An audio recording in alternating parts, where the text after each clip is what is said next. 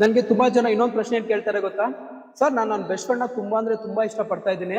But ನಾನು ಅವ್ರ ಹತ್ರ ಹೇಳ್ಕೊಳಕ್ಕೆ ತುಂಬಾ ಅಂದ್ರೆ ತುಂಬಾ ಕಷ್ಟ ಸರ್. ಹೆಂಗ್ ಹೇಳ್ಕೊಳೋದು? ಬೈ ಚಾನ್ಸ್ ಅವ್ರು ಒಪ್ಕೊಂಡಿಲ್ಲ ಅಂದ್ರೆ ನನ್ನ ಫ್ರೆಂಡ್ಶಿಪ್ಪೇ ಬಿಟ್ಟು ಹೋಗ್ಬೋದು, ಅಥವಾ ನನ್ನ ಫ್ರೆಂಡ್ಶಿಪ್ಪೇ ಕೊನೆ ಆಗ್ಬೋದು ಅಂತ ತುಂಬಾ ಅಂದ್ರೆ ತುಂಬಾ ಯೋಚನೆ ಮಾಡ್ತಿರ್ತಾರೆ. ನಾನು ಅಂಥವ್ರಿಗೆ ಏನ್ ಹೇಳ್ತೀನಿ ಗೊತ್ತಾ?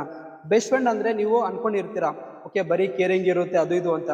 ಬಟ್ ಯಾರು ಗೊತ್ತು ಗುರು, ಅವ್ರ ಮನಸ್ಸಲ್ಲೂ ನಿಮ್ ಬಗ್ಗೆ ಲವ್ ಇರುತ್ತೆ. ನೀವು ಹೇಳ್ಕೊಂಡಿರ್ತಾನೆ ಅವ್ರಿಗೂ ಅರ್ಥ ಆಗುತ್ತೆ. ಕೆಲವೊಮ್ಮೆ ಅವ್ರು ನಿಮ್ ತರ ಅನ್ಕೊಬೋದಲ್ವಾ?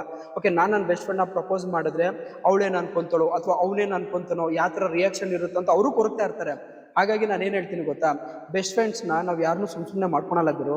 ನಮ್ಮ ಒಂದು ಮನ್ಸನ್ನ ಯಾರು ಅರ್ಥ ಮಾಡ್ಕೊಂತಾರೆ, ಯಾರು ನಾವು ಅವ್ರ ಜೊತೆ ನಾವು ಎಷ್ಟು ಖುಷಿಯಾಗಿರ್ತೀವಿ, ಅವ್ರ ಜೊತೆ ಇದ್ದಾಗ ನಮ್ಗೆ ಅದು ಬೇಕು ಇದು ಬೇಕು ಅನ್ನೋದು, ಆಮೇಲೆ ಸಂತೋಷಕ್ಕೆ ಮಿತಿನೇ ಇರೋದಿಲ್ಲ. ಅಂಥವ್ರು ಯಾವಾಗಲೂ ನಮ್ಮ ಬೆಸ್ಟ್ ಫ್ರೆಂಡ್ಸ್ ಆಗಿರ್ತಾರೆ ಲೈಫಲ್ಲಿ. ಕೆಲವೊಮ್ಮೆ ನಾನು ಇನ್ನೊಂದು ಹಳೆ ವಿಡಿಯೋದಲ್ಲೂ ನಾನು ಅದನ್ನೇ ಹೇಳಿದ್ದೀನಿ. ಒಂದು ಹುಡುಗಗೆ ಒಂದು ಹುಡುಗಿ ಬೆಸ್ಟಿ ಆಗಿರ್ತಾಳೆ, ಒಂದು ಹುಡುಗಿಗೆ ಒಂದು ಹುಡುಗ ಬೆಸ್ಟಿ ಆಗೇ ಆಗಿರ್ತಾನೆ. ಸೊ ಅಂಥವ್ರು ಬೆಸ್ಟಿ ಇದ್ದಾಗ ಲೈಫ್ ಪಾರ್ಟ್ನರ್ ಯಾಕೆ ಆಗ್ಬಾರ್ದು?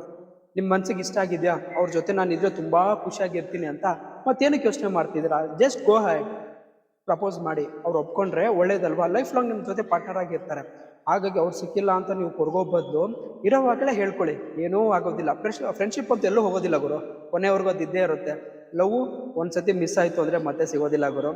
ಹಾಗಾಗಿ ನೀವು ನಿಮ್ಮ ಬೆಸ್ಟ್ ಫ್ರೆಂಡ್ ಇಷ್ಟಪಟ್ಟಿದ್ದೀರಾ ಅಂದ್ರೆ ಜಸ್ಟ್ ಗೋ ಹೆಡ್, ಪ್ರಪೋಸ್ ಮಾಡಿ. ಯಾರು ಗೊತ್ತು, ಅವರು ನಿಮ್ಮ ಪ್ರೀತಿಗೋಸ್ಕರ ಕಾಯ್ತಿರ್ತಾರೆ, ಹಂಬಲ್ಸ್ತಾ ಇರ್ತಾರೆ. ಆ ಥರ ಪ್ರೀತಿನ ಪಡ್ಕೊಳ್ಳೋಕೆ ಆದಷ್ಟು ಟ್ರೈ ಮಾಡಿ. ಮತ್ತು ಯಾರ್ಯಾರು ಇರ್ತಾರ ನೋಡಿ ಸಿಂಗಲ್ಸ್, ಯಾರು ಈ ಥರ ಯೋಚನೆ ಮಾಡ್ತಿರ್ತಾರೆ ಅಂತ ಎಲ್ಲರಿಗೂ ಈ ವಿಡಿಯೋನ ಶೇರ್ ಮಾಡಿಬಿಟ್ಟು ನನ್ನ ಫಾಲೋ ಮಾಡೋದು ಮಾತ್ರ ಮರಿಬೇಡ್ರಪ್ಪ.